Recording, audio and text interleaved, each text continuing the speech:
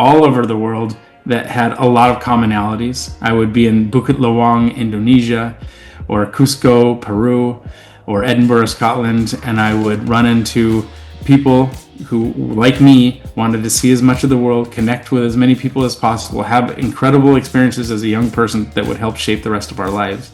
Sometimes they were, in fact, the same people. I ran into people that I had met in Laos in Southeast Asia. 6 months later, I met them in the far eastern jungle of Bolivia as we're crossing into Brazil on a train. It's a small world. It really is. I Bizarre. mean, Yeah, it is. it was bizarre, but it also shows the path that a lot of us take, and when we're driven by similar motivations. Hi, everyone. Today I am in conversation with Paul Neville. Paul is the author of a book called Endless Horizons, which is such an interesting title. And of course, we're going to learn a lot more about how that title came about and Paul's experiences when it comes to travel. So thank you so much for joining me today, Paul. It's great to be here. Thank you so much. So, Paul, let's start by the one fact that you've traveled to over 120 countries since you began your travels. So, can you trace back to a point where travel was no longer curiosity, but it actually became a calling for you? Sure. Honestly, the first time that I had an international travel experience was probably what set it all off. This was when I was 16 years old, and my father took me along on a business trip that he had in London. He worked for Boeing for nearly 40 years, and he was meeting his counterparts in London. It was to be my birthday week, and so this was a present for me. He took me along, and honestly, I thought it sounded cool in terms of bragging rights to my friends. I didn't really think about the personal experience that I might have. I just wanted to say, hey, guess what? I'm getting on a plane to go to London next week. And it worked. People were impressed, but I had no idea the actual impact it would have on me on that trip and the rest of my life.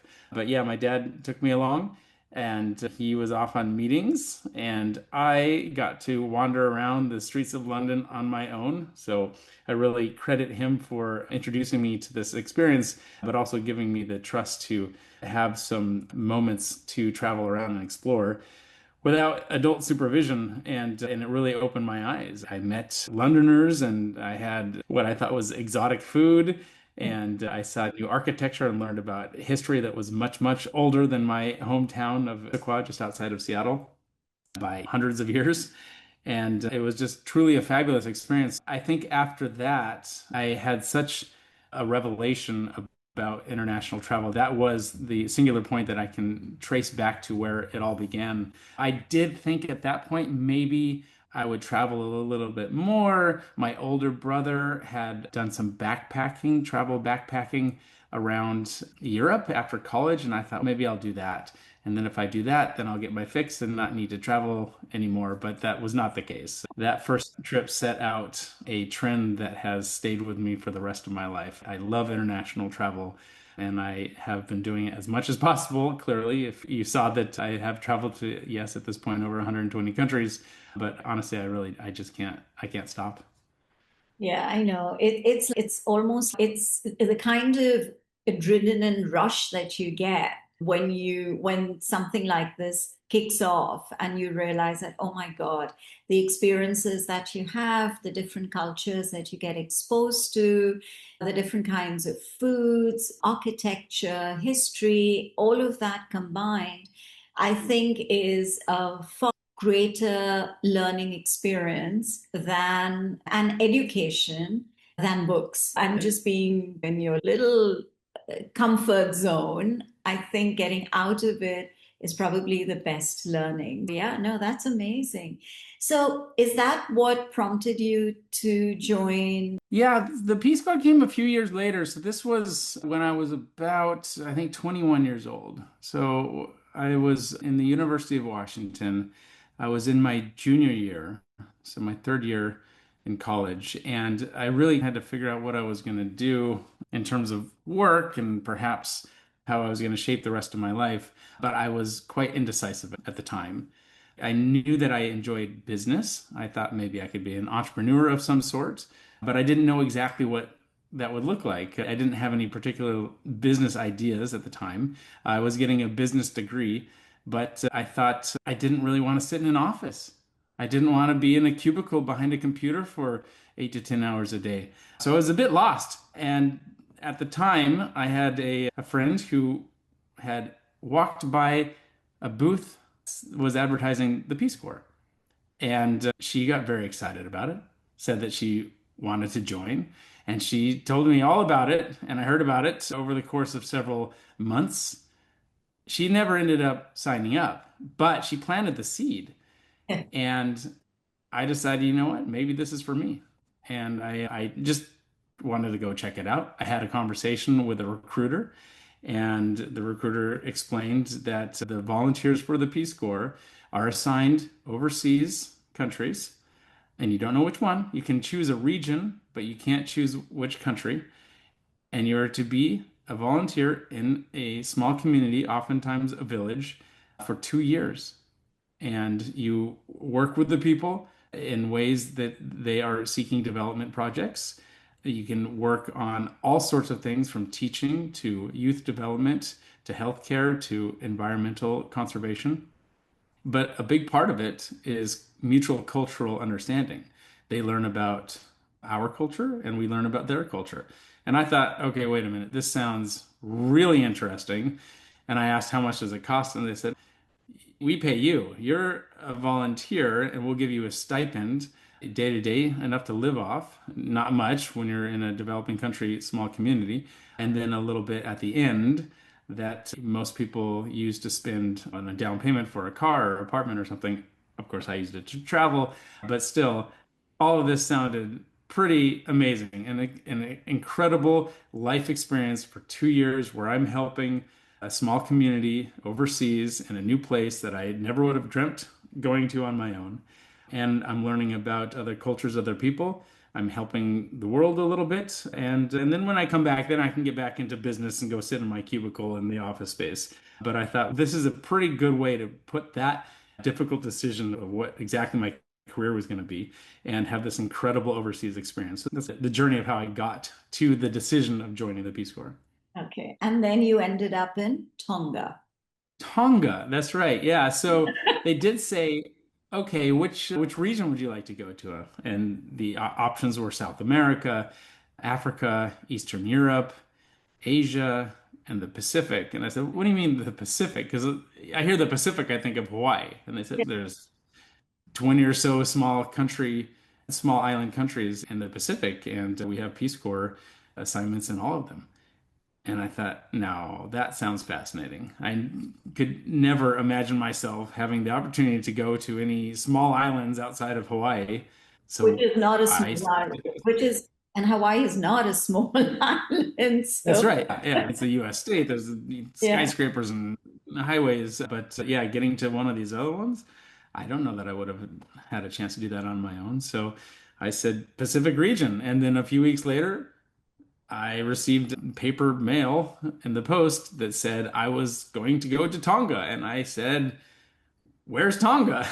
So I pulled out an old world map and I found a few specks on the map in the middle of the Pacific Ocean. And I was like, there it is. That's my destiny for the next 2 years. And that's where I went. And it was a truly incredible experience. And to this day, Tonga has impacted my life, not just the volunteer experience I had, but the country itself. Whenever there's the Olympics, I look for the Tongan flag. The Tongan people are quite migratory, so you will find Tongans all over the world. There's not a lot of them. There's only about 130,000 Tongans living in Tonga, and there's approximately that many living outside of Tonga, most concentrated in Australia, New Zealand, and the United States, but scattered across the world too. And I will meet Tongans in the strangest, most remote places. Oftentimes they're seeking employment somewhere. I've been to northern far northern Alaska, Barrow, Alaska, and I ran into Tongans. I've run into Tongans in Scotland,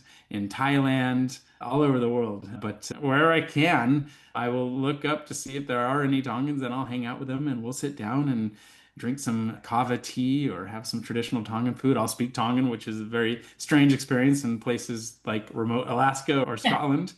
But it is something that I always enjoy doing. The Tongan people are a very wonderful country, and the experience has been part of my life ever since. So you feel like being in Tonga actually changed your life forever. Oh, yes, that is not an overstatement. That is accurate. It's funny because I actively resisted that idea from the beginning. I thought, there's no way that I'm going to let this change the course of my life. This is going to be a fun experience. This is going to be a trip, and I'll come back and I'll carry on exactly as I had planned. I had a business degree from the University of Washington. I thought marketing sounded interesting. I really was convinced that I was going to work for some company in an office structure, maybe Wall Street, I don't know, but probably make a whole bunch of money and just be a typical business person, whatever that looks like.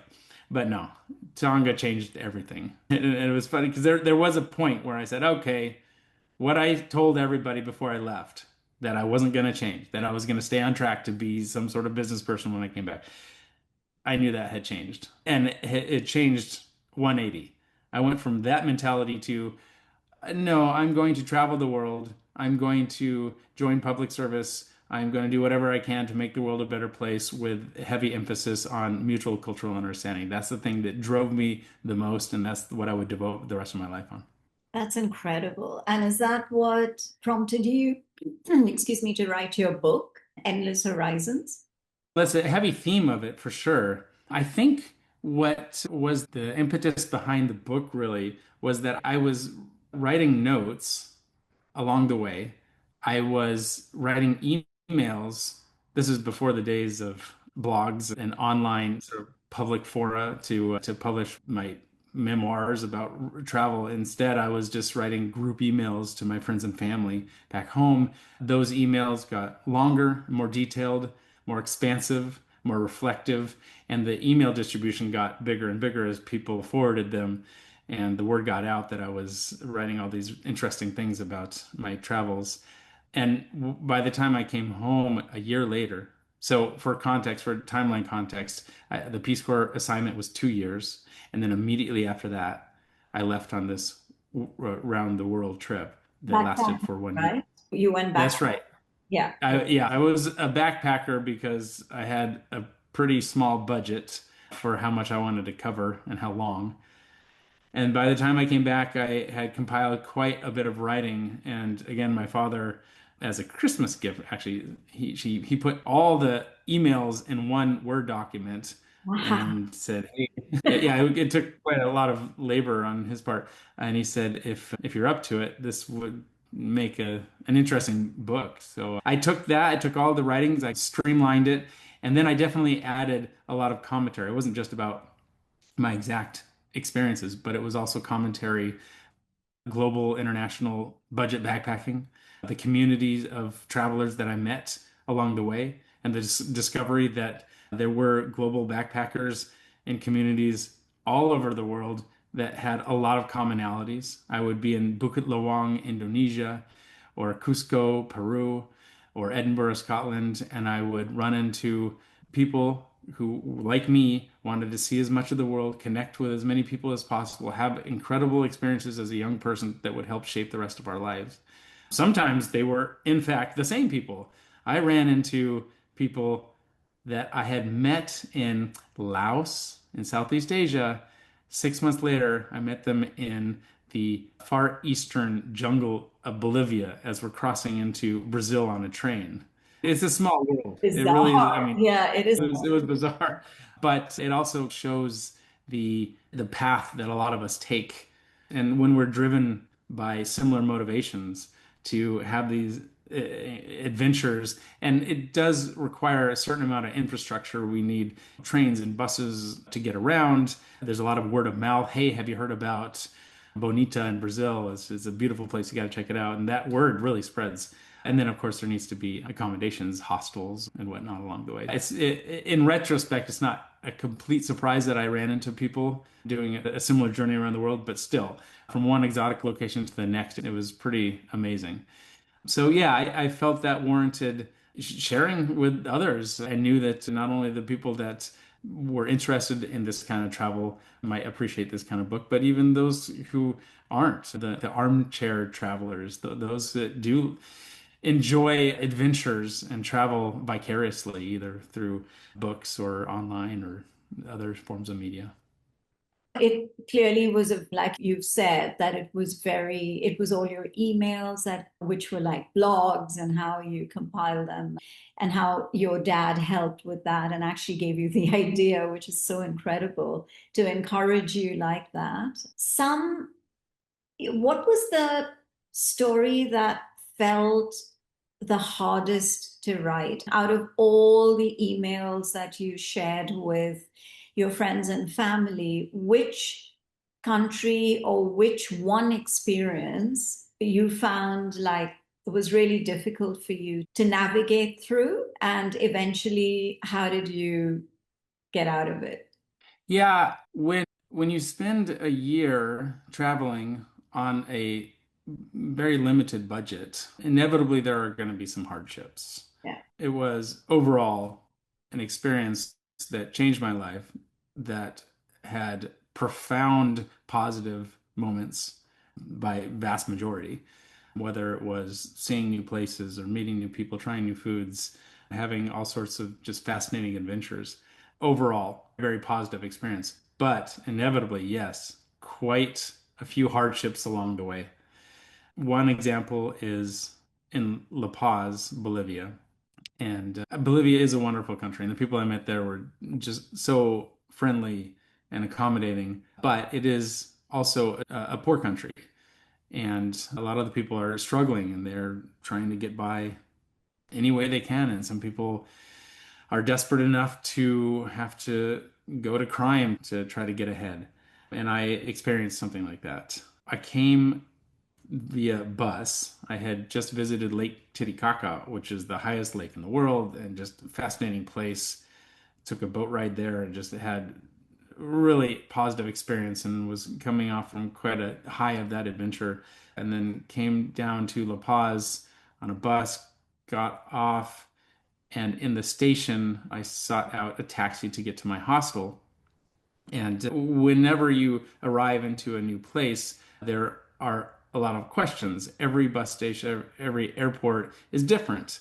And it's difficult to know what the process is and what the safety level is. That is where a lot of word of mouth comes in handy. I hadn't heard this, but certainly going forward, when I met people, I said, be careful with the La Paz bus station. There are criminals there. You have to be very careful. Probably best to travel with a partner, not on your own. I had not received that advice and I learned the hard way. I found a taxi and got and explained where I wanted to go. I spoke Spanish, so there wasn't a communication barrier, but still it seemed a bit off. I wasn't exactly sure why, but he just there was the vibe wasn't right. He wasn't as welcoming as or as friendly as others I had met upon first arriving to a place. And after a few minutes, he pulled over and picked up another passenger, which is not typical for taxis anywhere. Yeah. And they said, and the driver said, "Oh, no, it's fine. Don't worry. It's normal here." And then we kept going, and he picked up another passenger a few blocks later. So now there's three of us in a single taxi. We're driving along. I'm looking around. I see that suddenly there aren't a lot of people outside. He's found a neighborhood with very few people walking around. And then they said, "Okay, now we're going to do a search for drugs." The guy in the front seat claimed that he was a drug police officer. And he went to the other passenger and said, "Okay, let me see your things." And the other passenger abided happily. Opened his backpack. The only thing that was in there was A Lonely Planet, a guidebook in English, and he didn't speak English. So a lot of suspicious activity going on. And then he said, "Look, it's easy. I just open my bag and show him, and everything's fine." So then the police officer turned to me and said, "Okay, now it's your turn. Let me see what is in your backpack. We need to search for drugs." And I said, "No, I'm not going to do that." I said, "You can take me to a police station. We can do it there. That would be fine." And then it started to get more and more heated and uncomfortable. And I did get to the point where he slowed down at a stop sign. I opened the door and then I jumped out. And as they noticed that I was doing that, he started to move the car again. So I had to jump out of a moving vehicle. And then I was out, and that was fine. But then I looked around, there wasn't anyone there. And then I saw the brake lights. It looked like they were going to come back and talk to me some more. Fortunately, another taxi came up and I jumped in that car. I said, "I'd like to go to this hostel." He took me there, no problem. But still, it was a brush with Yeah. criminals that was clearly uncomfortable. And after that point, I felt scared and lonely because sometimes I am traveling with people who met me, friends and family back home that met me while I was traveling. Other times I meet other travelers and we travel together for a while, a few weeks even. But at this very moment, I wasn't traveling with anybody. I was there all by myself and I felt lonely and scared. And to be honest, I wanted to just say, "All right, I'm done. I am tired. I don't want to ever experience anything like that again. I just want to go home." But I didn't. I persevered. I did write a lot about it and I sent that back home and I got a lot of sympathetic responses. But yeah, And that, and I guess your family must have been also very worried, right? yes, of An course. experience like that. Yeah. Wow. Yeah, they've always been very supportive of my travels and they've enjoyed hearing about them. And my parents have visited me in my various travels. And in fact, on this trip, they did visit me in Scotland and Norway. We traveled together for a few weeks. But yeah, my poor mother has had to be quite tough when it comes to all my travel stories because yeah, I'll send these things home and she naturally gets worried. But at the same time, yeah, I made it this long and she's there. My parents are both still supportive of all these travels. Which is incredible. I think they understand your passion, they understand and they encourage it, which is incredible. And they probably also, I mean, they do travel, as you've mentioned, but they are also probably living vicariously through you and Yes. your experiences. So, you know, a lot of people say, or they travel to, but for you, you talk about travel as transformation. What's the difference? Because a lot of people don't really understand the difference between the two. And with your very vast experience, would you be able to give some kind of understanding to the people who don't really get it? Yeah, so I found people traveling for all sorts of reasons. I certainly found people and find people in my current travels where they are escaping from something. And that's fine. Look, I am a huge fan of travel, all types of travel. International travel clearly is something that has intrigued me and motivated me all these years. But even local travel, even trying out a new restaurant, that feels like a form of travel to me. Yeah. But when it comes to the bigger trips, the longer trips, the international trips, the more exotic trips, I have encountered a few people that are doing their best to escape something. Sometimes that's for nefarious reasons. In Ecuador, I ran into felons that were Americans and they were escaping the law, basically. That was a bit disturbing. I don't really condone that, but that's the extreme end of escapism. There are others that are escaping a life that they feel where they might be stuck in a job or relationship or a living situation where they no longer find satisfaction, where they're not content, when they're having a mental health crisis and they're seeking some sort of outlet from that. Sometimes it is temporary, maybe it's a reset. I did live in Thailand for 5 years total, and there were a lot of people there that seek some sort of outlet that Thailand can provide that is vastly different to whatever they are experiencing back home. You can call it an escape or you can call it a timeout. Some people enjoy it so much that they end up staying, and I totally see why. I'm a big fan of Thailand. The people are incredibly welcoming and friendly, and their attitude toward life is more sanguine, less stressful than some of my experience back home. And a lot of people will go there to escape whatever stressful, difficult experience they might have back home to find a new place in their life in Thailand. And that's wonderful. And a lot of people find that is just what they're looking for. Now, for me, I don't think I, no, it was not an escape. It never has been an escape. I grew up in Washington State and had a wonderful childhood and still to this day love my friends and family there. So I was not running away from anything. For me, it was more an expansion, an expansion of myself, an expansion of my perspectives of the world and where I fit in that world. And that was my particular motivation. The motivations for travel are vast. So escapism and expansionism, those are just two of dozens of reasons. Oftentimes it's to maybe help a romantic connection flourish. A honeymoon, that's travel. Or just traveling somewhere to be away from your kids just with your spouse. Other times it's culinary, other times it's educational. I met yoga instructors in Costa Rica that are getting their certification. I met people that wanted to get into Thai massage that were enrolled in schools there in Thailand. So yeah, many different reasons for travel. For me personally, it was to for growth, to expand my world and my thinking.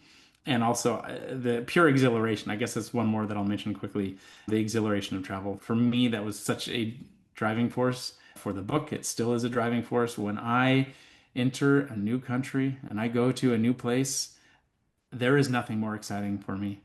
When I get off a plane or I'll just say a recent trip, I was in Milan, Italy, and I emerged from the metro in downtown Milan and I looked around and I just thought, oh wow, what does this place have to offer? What new adventures am I going to experience? What new foods? Oh, the food in Italy. Jeez, I think pizza's ruined for the rest of my life now because it just doesn't get better than what you eat in Italy. Yeah, I mean, for me, a lot of the motivation behind travel is the exhilaration of the new. Yeah, no, that makes a lot of sense because you're connected and you're not, yeah. And I think the best way of being able to, for inner growth, is to be able to integrate and immerse yourself. Even if it's not for a long period of time, but I think that really is the connect. And that's where, like, a lot of people talk about cultural humility. And today, what does that in practice look like for travelers? Yeah, for me, I think that's absolutely critical. For a long time, when I was younger, I thought that was necessary or essential for every travel. They must connect with the local people. I've changed my tune a little bit because, like I said, there are many different reasons to travel. I think personally, one of the best parts of travel is to connect with the local people and the local culture. Over the years, I have learned four languages. There's Tongan and Spanish and Thai. I'm learning French. And I think learning languages is very important to be able to connect with the people. Everywhere I've been, people have been welcoming. Sometimes I feel like, am I a burden here? I'm just a tourist.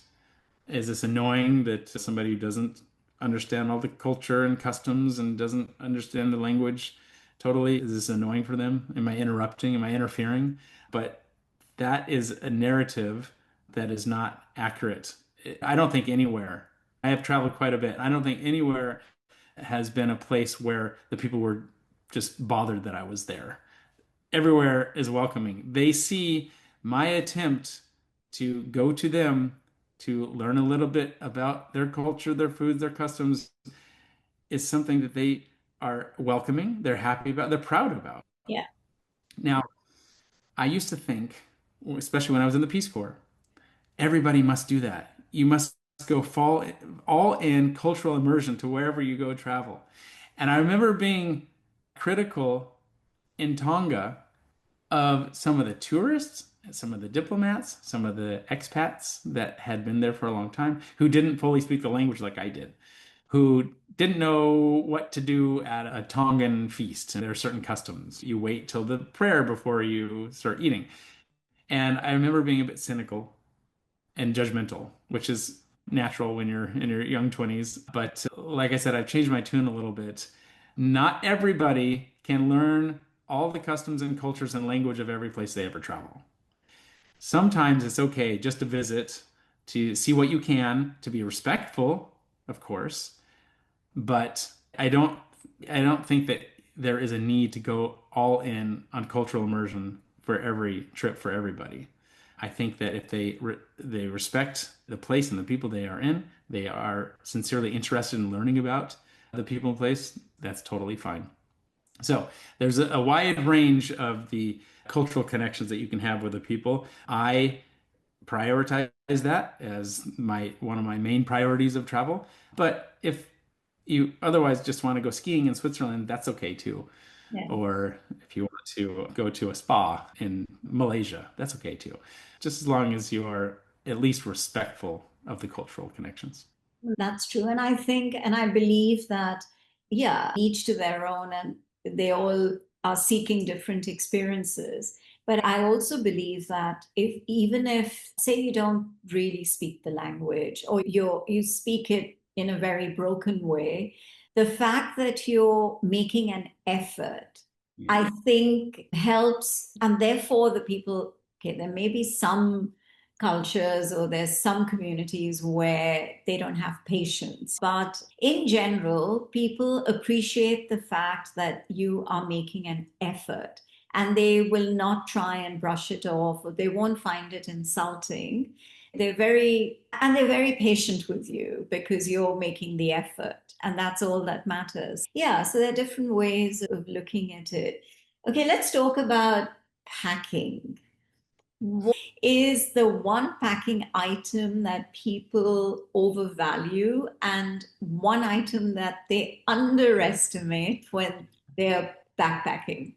Oh, good question. I would say there is really just one item that everyone must have as an international traveler, and that is a passport. That is Correct. something inescapable and absolutely critical.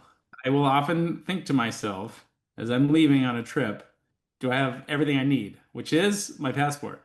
I think these days a phone is also necessary for communication, for payments and everything else, maps. But if you lose a phone, you'll get fine. To be honest, if you lose a passport, you'll be fine too. You can go to the embassy and get a temporary one. It's a pain, but you can. But you can't leave or enter without the passport. So that is the number one critical thing. Necessary things besides the phone. It used to be credit cards, but now you have credit cards on your phone. Yeah. ATM cards can also be on your phone. So I guess a charger is important. But again, if you don't have that, you can buy it. Yeah. You can buy just about everything locally. And prescriptions. If you have any prescriptions, that is also necessary.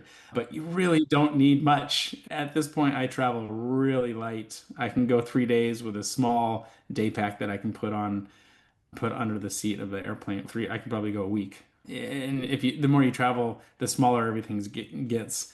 Toiletries you can get into small little containers. But these days, just about everywhere you go, you can find a shop to get anything that you forgot. I know a lot of people do put in a lot of effort into packing, a lot of thought and time and maybe stress. And I say that's not necessary. Like, again, the critical things are your passport, your phone, a charger, prescriptions, maybe something sentimental, maybe a book. I don't know. But honestly, you can get just about everything that you need while you're overseas. So those are the essentials. You said, what was the other part of the questions? Things that So are, what is the one thing that you underestimate? yeah, I think it's the passport. Honestly, that's the only thing that is absolutely critical. Yeah, I'm trying to think of things that people tend to bring that they really don't need. Clothes. Okay, yeah, that's the answer. People often overpack, Yeah. overestimate. need of clothes. Yeah, like You one really don't need, something per day is yeah, essential. yeah, that's right.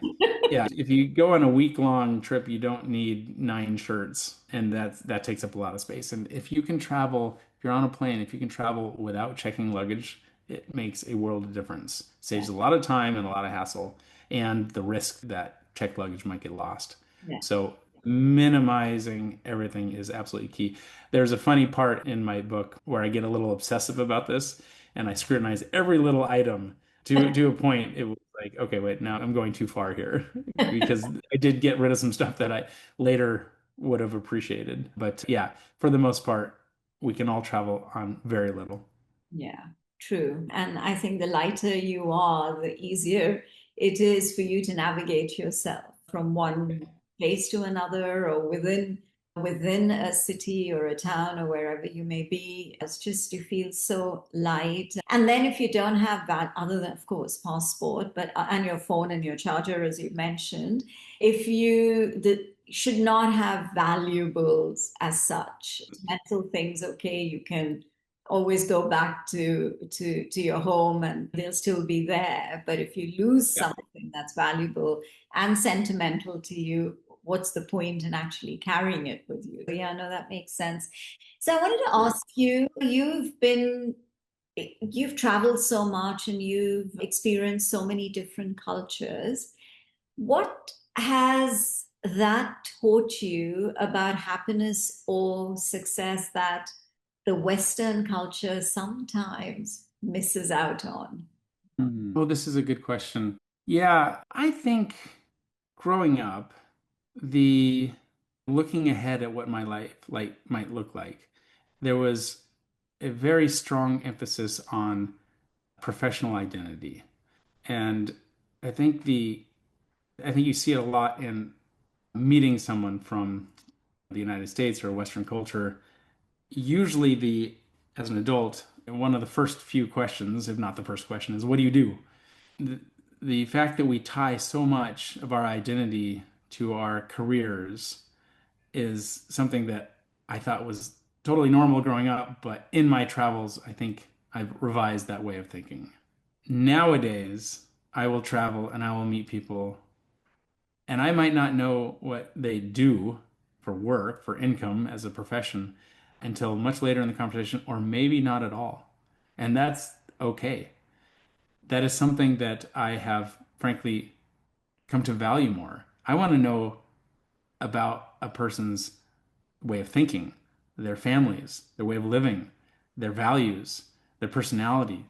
Sometimes their work reflects all of that. Sometimes it doesn't. So I've really downplayed the professional identity, I think, as a life-driven value because of my travels. Another thing is, and this is, I'm going to attribute almost directly to my living in Thailand for 5 years, way of living which is less stressful. There's a certain, I mean, I'm dancing a little delicately here because I don't want to criticize Western cultures in my home country, but I have noticed on average the level of stress and anxiety of my compatriots back home is a bit higher than those that I see living in Thailand and a few other places, but I cite Thailand specifically because I was there for 5 years. There is a way of living where you emphasize connections socially and familially, and you just relax more. You also see this a lot in island countries. Tonga was like this, the Caribbean islands. People are a little bit more relaxed. And oftentimes they're living in developing countries where life is hard, where income isn't as abundant as you would find in some of the Western countries. Yet, you'll see the people are more relaxed and less stressed. So that is something that I have taken with me. And I will use that sort of life philosophy everywhere I go. Obviously, if I'm doing it in Thailand, I fit right in, or in Jamaica, whatever. It's just what everybody's doing. It doesn't stand out. It's not different.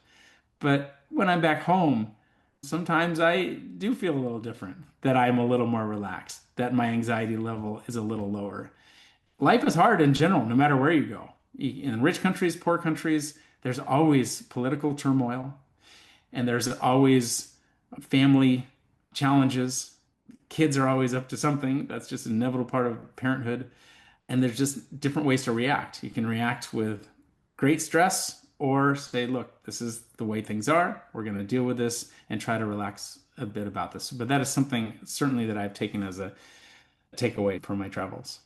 Yeah, no, that's interesting. Yeah. And for you to be able to distinguish it is only when you've had substantial travel. Otherwise, you're not really able to understand the difference. Yeah, no, that makes a lot of sense. Now, for a lot of listeners or viewers who are like just waiting to travel, what would you say to them is the right time to travel? Is there ever like a right time, or yeah, okay, I'm waiting and I want this to happen before I travel, or I want a situation to change before I travel, or I want to have so much more money before I travel?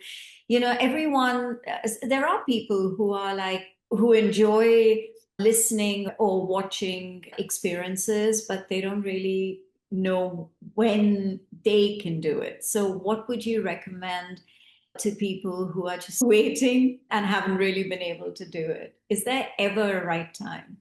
You'd probably not be surprised, but my answer to that is yes, the right time is tomorrow. No, the Just right time is now. I would say the right time is that's yeah. now. I yes, I totally agree. I was giving some leeway to Anyway, packing and booking a trip, a right. flight, but yeah, as soon as possible. But here, I really do mean that. But I don't necessarily mean an epic year-long backpacking trip around the world to 20 different countries. Although, if one is interested in doing that, I say hold on to that dream and make that happen. That's going to take a little more planning and financial resources. So sometimes it will take months or years to put together. But if that is something that is interesting to you, strongly advocate that's what they should do. But what I mean by tomorrow as a factual statement, like I referenced before, travel isn't necessarily about big international flights across the world. To me, travel is getting outside of your comfort zone a little bit and seeing or trying a new thing. So I have taken my philosophies of global travel to a very local level. Wherever I am, I will see it as a travel destination. And that includes even the place that I grew up. I left for many years. I went back. I still go back on regular visits, but there have been periods, longer periods, where I've had extended stays back home. And when I'm there, I will go explore like it's a new place. And this can be as simple as take a hike or a walk into a new path or street or neighborhood that you haven't been to, even in your local area. Try a new restaurant, something that you're not accustomed to, something to get out of the regular routine, or sometimes people consider it a rut, and try something new. So that can be done tomorrow. Now, with bigger travel, of course, it can still be in your country, and maybe it's a road trip, maybe it's a domestic flight, maybe it's an outdoor activity, it's camping or skiing or something. I'm a huge proponent. I think it probably won't be a surprise given that I've written a book about this and I've traveled all over the world. I am a huge advocate for international travel. Again, it's not for everybody. There are constraints for many people in terms of family, career, financial responsibilities or limitations. But for those who can make it happen, I am an absolute huge advocate of international travel. Obviously, there's the popular places like Paris and London and Bangkok and Singapore, Mexico, but I am a huge advocate for traveling to the lesser known places, the places that not everyone hears about, doesn't get much attention, because those are the places where the real adventures, the real self-revelations happen, I think. At least it has happened for me and for many of the people I talk to. So, how do you decide on that? That's where word of mouth, reading, online, that can help. But if you are able and just a little bit interested in real adventure and potentially a big impact on your life, look into those exotic places that are lesser known, places where you can go have a real experience that will have an impact on the rest of your life. I've never heard of anyone who regrets that. Everyone I have recommended that kind of travel, they go, they do it, they come back, and they say it's maybe the best thing that's ever happened to them in their life. There's no regrets. So I'm a huge proponent of that, and I hope that your listeners will take that seriously. Yeah, no, I hope so too. Yeah, because you're absolutely right. I think if you if there's so much always written about and talked about big tourist destinations internationally, but for you to be able to explore a world which is still not completely disconnected, but it's still not, I don't know how to explain this, but it's still unknown, and I think the kind of learn, and so therefore there isn't that much information available online. Then the kind of learning that you have is a true experience. You're not influenced by what you read or what you watch or what you listen to or experiences of people who do the very, it's like you're not really getting out of your comfort zone and everything is planned. So I think that kind of adventure and exploration, I completely agree with you, is what can be totally transformational. I've really enjoyed genuinely talking to you, Paul, because I Likewise. think I'm also a passionate traveler and kind of a nomad. And I haven't, of course, gone and lived in Tonga, or I haven't gone and yeah, I have lived in different parts of the world. But so every experience is different, but I completely am on the same page as you. And I think just traveling just opens up so much. One is connection with people, two is understanding of different cultures, understanding of the different foods, different, all of that, I think is such an incredible way to live. And I would also not trade that for getting into a corporate job or a desk job or something like that. Yeah, no. Good luck with a lot more travel, I'm sure, for you. And maybe there'll be another book. And like I mentioned to you, I think it's a great idea for you to start a podcast as well. So, so I'm just putting it out there. Yeah, no, I like that idea. I think this is a lot of fun. Look, I get to talk about travel, promote travel, my experiences. I think it would be a lot of fun to talk to others about Yeah. this as a job. That sounds fantastic. So thank you for that idea. Anytime. But yeah, genuinely, I've really enjoyed this conversation and hope to speak to you again soon. Me too. All right. Thank you so much. Really appreciate it.